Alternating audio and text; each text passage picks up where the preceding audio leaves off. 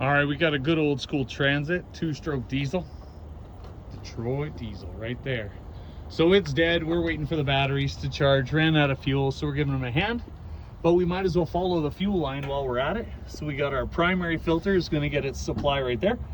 Coming into the primary, out of the primary, it's going to come up over into this blue line right here.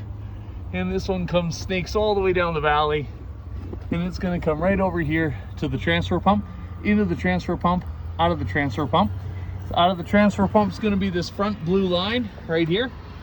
And this blue line is going to come up into this plate. That is our cooling plate for our ECU. Keep our ECM cool. We use fuel to do that. Out of this line right here is going to come down into a secondary filter.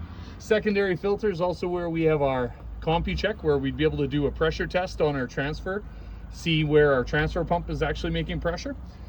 Out of that filter is going to come this fitting. They have a fuel shut off at this point. We got that nice and open, and we've got this line running up, and it's going to come over and it's going to tee right on the side of the head right there. And so that T sends fuel to both banks. This one goes to the far bank, this one goes to the close bank.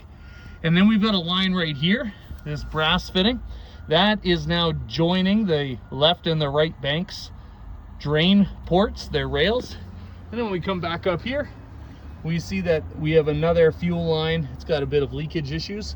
That's all right, what Screaming Jimmy didn't. And it's gonna come up over here, and that's where our fuel return is going to be, right there. And so if we wanted to be able to pull our fuel return line, we could pull it right here, and we could watch for air in the bubbles, and we could keep priming with good clean fuel until we don't see any air there. And that would be the best indication that we have a full fuel system. And then from there, while we're cranking, we're just gonna look for what pressure we get at this gauge port to make sure we have enough transfer pressure that those mechanical unit injectors underneath the covers right here should be able to fire.